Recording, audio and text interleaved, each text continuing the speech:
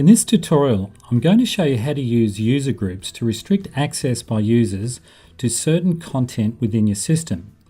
Please note that this is quite a long tutorial, but if you're thinking about using user groups, then I believe this is a must-see before you get started. So let's begin. To help me explain this in a more practical way, I thought I'd show you the process of setting this all up from go to woe for a small fictitious company that I've named DD's Engineering. DD's Engineering is a small engineering company that to this stage has only 6 policy and procedures and has only 4 employees who need to know and understand them. Of those 6 documents, 2 are quite specialised and they relate to engineering. Another 2 are related to the company's financial and accounts processes. The remaining 2 are just general policies and procedures relating to the day-to-day housekeeping of the business. Now, due to the specialisation and sensitivity of some of the documents, the company wants to ensure that when staff log into the system, they should only see content which is relevant to them. To do that, we're going to set up a user group membership system whereby only those staff with user group membership access can view or edit certain content. Okay, let's get started. First of all, we'll create 2 membership groups, one called Engineering and the other Accounts. To do this, we'll go to the dashboard. So from the main menu, click Pages, then Dashboard. When the dashboard opens, from the side menu, click Users, then Manage User Groups. The User Groups screen will now appear. We'll start with adding the engineering group. We'll enter a name. Now we'll enter a description. Then next, you need to decide whether only group users can view or edit content associated with the group. In this case, we've decided that the engineering group shouldn't be too restrictive. So we're going to set read access to all and write access to only group users. This way everyone can read the content, but only group members with editor permissions can alter it. To save, click Add User Group. So next we'll add the Accounts group. Okay, we'll enter a name, a description. Now in this case with the Accounts group, we've decided to be a little bit more restrictive.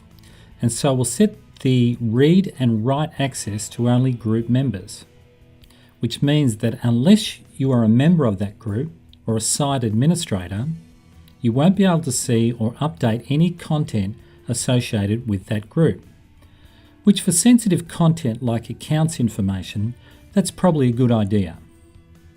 To complete this, we click Add User Group.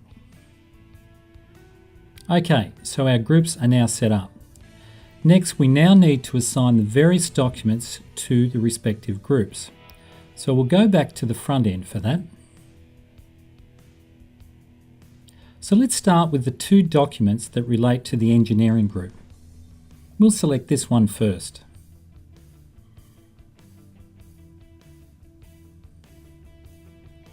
Now click the Edit link. When the editor opens, scroll down to near the bottom where it says Limit Access to Certain Groups. Once there, tick Engineering, then click Update, then click View Document to go back to the front end. And I'll do the same with the other document relating to engineering. And I'll skip forward here as there is no need to show the same process again.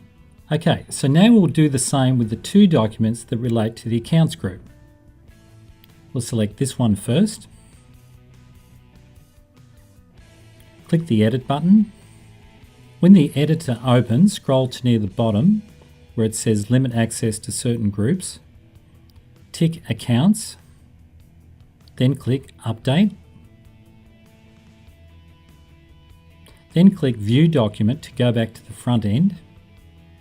And again, I'll skip forward as I've added the other accounts documents. Okay, I've done 4 of the 6 documents, but what about the remaining 2? With these documents, we'll simply leave these unassigned, as these documents are more general in nature and should be visible to all staff. So to complete this scenario, the company now just needs to assign their staff to their various groups. To do that, go to the dashboard, click Users, then All Users. As you can see, there are no users in the system as yet, apart from Di, who is currently the one I'm logged in as. And because Di is an administrator, she is not visible here. So let's add the other employees. We'll start with Ash. Click the Add New button. We'll create a username for him. We'll add his email. We'll set his permission level to editor because we want him to edit content.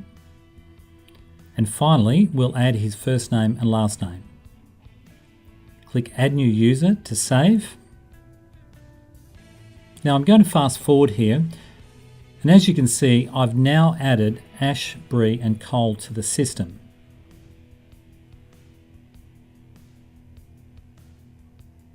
Okay, we're nearly done. We now just have to assign these users to their respective groups. So from the side menu, click Users, then All Users, and we'll start with Ash. From the list, click Ash. When his profile page appears, scroll to near the bottom of the page, and in the section marked User Groups, tick Engineering. Also, in the name section near the top, make sure that he has been given the permission role of editor, which means that he can edit any content that is within his group or in any other group that is not part of the group at all. Now scroll back to the bottom and click Update User. Okay, now let's do the same with Bree. From the list, click Bree. When her profile page appears, scroll to the bottom. In the section marked User Groups, click Accounts. And in the Names section near the top, make sure that her permissions are set to Editor. Now scroll to the bottom and click Update User. Okay, and the final one is Cole. From the list, click Cole. When his profile page appears, scroll to the bottom.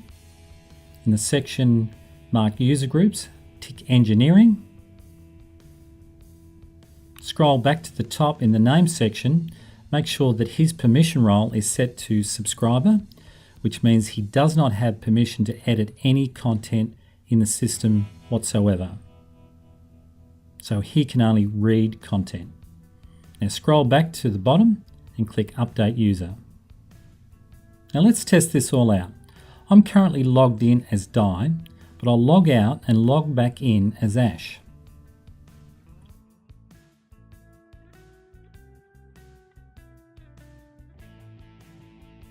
Okay, we're back in. Now, as you can see, of the total of 6 documents in the system, he can now only see 4 of them, 2 in engineering and 2 that were unassigned to any group. And notice he can't see anything in the accounts group. So that's working exactly how we want. Okay, I'll now log in as Bree. First of all, I'll log out as Ash, and I'm back in as Bree. And as you can see, of the total 6 documents in the system, she can actually see all of them. Because, if you remember from before, the engineering group allowed read access to all, unlike accounts, which only allowed viewing by group members. However, notice that even though she can view content in the engineering group, she can't edit it, as we set that previously to only allow group members to edit documents. So far, so good, and all working as expected. Now I'll log in as Cole. I'll log out as Bree first and back in as Cole. As you can see, of the total 6 documents in the system, he can only see 4 of them, 2 in engineering and the 2 that were unassigned to any group. And again, notice that he can't see anything in the accounts group. Also notice the edit link is not visible. That's because he is a subscriber to the system and not an editor, which means he cannot edit content. Okay, we're just about done, but before we finish, just a word on categories. You will note previously that we assign documents to groups one by one, but there is another way. You can do this on a category by category basis instead if you wish, which is a bit of a time saver, but it isn't as flexible. So let's have a quick look at that.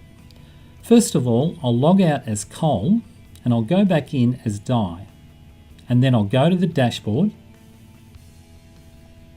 I'll click Policies and Procedures, then Categories. Now I next need to pick the category that I want to assign the group to. In this case, I'll choose Financials and Accounts category. I'll then select Accounts from the user group, then click Save. By doing this, we are aligning any current document or future document under this category, or even subcategories, to the Accounts group. So let's see what happens when we add a new document to, say, the Financials and Accounts category. So we'll go back to the front end. I'll hover over the Financial and Accounts category, then right-click to bring up the Choose Action pop-up. I'll click Add New Document. Let's call it Payroll Process. I'll click Save. Now I'll click on the document that's just been created. Now if we go to the document link at the top, it now confirms that this document belongs to the Accounts group. So as you can see, it has been assigned automatically simply because the group has been assigned to the Financials and Accounts category. So anything that belongs to that category, including subcategories, will inherit the group permissions. It's probably becoming clear to you that the only drawback with the category method is that you cannot individually unassign a document from a group. The category and any parent categories, if any, always take precedence. So there you have user groups. And here are my final tips for using them. Number 1, use them sparingly. Number 2, use them if you need to quarantine certain staff from sensitive information. And 3, use them if you need to quarantine certain staff from specialised information, but only if that's critical. And finally, try to avoid using them at all. I know that may sound a bit strange, but overdoing who can see what and who can't can sometimes create another layer of complexity that defeats the purpose of the system in the first place. It is, after all, your company's knowledge base, designed to document and share vital knowledge with your staff so that they can perform at their best. That completes our tutorial, and thanks so much for watching.